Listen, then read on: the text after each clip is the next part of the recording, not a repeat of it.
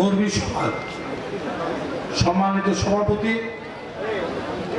আজকের এই অনুষ্ঠানের প্রধান অতিথি, আমারও পার্শ্ববর্তী আসন লালপুরের মাননীয় সংসদ সদস্য, মাননীয় প্রতিমন্ত্রী, সমাজসেবা ও মহিলা বিষয়ক প্রতিমন্ত্রী ব্যারিস্টার ফারজানা শারমিন পুতুল। আমি সবার নাম বললাম না। মঞ্চ উপবিষ্ট নেতৃবৃন্দ, অঙ্গসরের নেতৃবৃন্দ, মিরপুরের নেতৃবৃন্দ এবং এখানে উপস্থিত বিভিন্ন পর্যায়ের আমাদের শহীদ জিয়ার আদর্শের সৈনিক ভাই ও বোনেরা, সাংবাদিক ভাইরা, আসসালামু আলাইকুম। বক্তব্য দেওয়ার সময় নাই। পটল ভাই আমাদের অত্যন্ত কাছের মানুষ ছিলেন। আমার বাড়িতে উনি দুইবার এসেছেন, আমার নিজের বাড়িতে।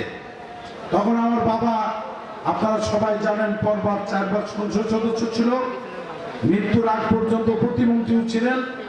উনি মারা যাওয়ার পর আমি উপনির্বাচনে এমপি হয়েছিলাম এবং এই নির্বাচনে আমার বিদ্রোহী প্রার্থী থাকার পরও আমার উপজেলার মানুষ 80,000 ভোটের ব্যবধানে আমাকে সংসদ সদস্য নির্বাচিত করেছে। সাথে সাথে আমি মনে করি আমার পার্শ্ববর্তী মিরপুরের সাথে যেসব গ্রামগুলি আছে, আমার সেই সব নেতা কর্মীরাও আমার নির্বাচনে আমাকে সহায়তা করেছে। আমি তাদের কাছে কৃতজ্ঞ। আমার বক্তব্য দীর্ঘায়িত করব না। আমি শুধু ভাতিজি বলি, যেহেতু পটল ভাইকে ভাই বলতাম। আমি তার কাছে অনুরোধ করব, আমার ব্যারিস্টার রাকিব চৌধুরী অনেক দাবি করেছে, সব দাবি ওনার মন্ত্রণালয় থেকে সম্ভব না।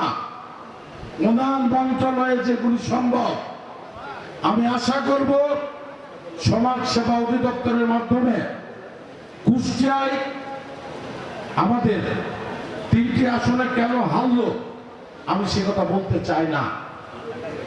আমি বললে অনেকের সাথে আমার দ্বন্দ্ব হবে। আমি বলতে চাই না। যদি পার্টির চেয়ারম্যান করে জিজ্ঞাসা করে, পার্টির মহাসচিব জিজ্ঞাসা করে, আমি বলবো, কিন্তু আমাকে তো জিজ্ঞাসা করা হয় নাই। আমি একটা উদাহরণ দিই। আমাকে ব্যারিস্টার সাহেব ফোন করে বললেন, আমার শাহিন ভাই ছিল শহীদুল সাহেবের সমর্থক, আপনাদের থানার সভাপতি। ফোন করে বললেন যে ভাই, শাহিন ভাইকে মাঠে নামার ব্যবস্থা করে দেন, কারণ শাহিন সাহেবের বাবা ওই থানার সভাপতি ছিলেন বিএনপির এবং কুষ্টিয়া জেলার একমাত্র বাসা যেখানে বেগম খালেদা জিয়া তার বাসায় এসেছেন। তার সন্তান আপনারা সবাই জানেন, মিরপুরবাসী, উনি আমার আপন মামাতো ভাই। আমি তাকে বললাম, বিএনপি করতে হলে ধানের শীষে ভোট করতে হবে। আমার বয়সে বড়, আপনি যদি ধানের শীষের ভোট না করেন, আপনি দল থেকে ছিটকাই যাবেন। আমি তাকে বলেছি, আপনাকে শহীদুল সাহেবের অবদান না, আপনাকে এই পদে আনার অবদান কুতুবের জাকিরের রব্বানের। আমি তাকে বলেছিলাম, সেই চিন্তা করে আপনি ধানের শীষের ভোট করেন। আমি জানি উনি ধানের শীষে ভোট করেন। আরেকজনের কথা আমি নাম বলবো না, রাকিব সাহেব বলেছিল, আমি আমার নির্বাচন বাদ দিয়ে তার সাথে 1 ঘন্টা বৈঠক করেছিলাম, আমার নির্বাচন বাদ দিয়ে। কিন্তু তার একটি দাবি ছিল, যে দাবি ব্যারিস্টার রাকিবের পূরণ করা সম্ভব না। আমি যে কারণে আলোচনা বাদ দিয়ে আমি বললাম, ঠিক আছে ভাই, তোমাদের মতো করো, রাকিবের মতো করো। আমি চলে গেছি। তার বক্তব্য দেবেন, সময় নাই। আমি সবাইকে দলে ঐক্যবদ্ধ থাকার জন্য, সামনে ইউনিয়ন নির্বাচন, আমি আরেকটা মিনিট বলি। এত ফেস্টুন মারছে, আমার ভোট কতটুকু, আমার যোগ্যতা কতটুকু এটা দেখছে না। একটা চেয়ারম্যান হতে হলে তার ব্যক্তিগত নিজস্ব কিছু ভোট থাকতে হয়। আমি চ্যালেঞ্জ করে বললাম, আমি বাচ্চু মোল্লা যদি এমপি দাঁড়াই, আমি ভোট যেতে যাব না। 40 থেকে 45 ভোট আমার বাচ্চু করবে। সেই দিনের ভোট আমার দাদা, চাচা, আমার বাবা আমার করে গেছে। যে চেয়ারম্যান দাঁড়াবে, তার নিজস্ব ওই ইউনিয়নের 3 থেকে 4,000 ব্যক্তিগত ভোট থাকতে হবে। তারপরে দল তার বাকি ভোটটা করে দেবে। আপনি ভোটে দাঁড়ালেই চেয়ারম্যান হবেন, আপনার সেই যোগ্যতা আছে কিনা চিন্তা করে প্রার্থী হওয়ার চিন্তা করেন। আমার জানা মতে গোয়েন্দা সংস্থা দিয়ে জরিপ চলছে, দল থেকে জরিপ চলছে, এই তারপরে দলীয় নমিনেশন হবে।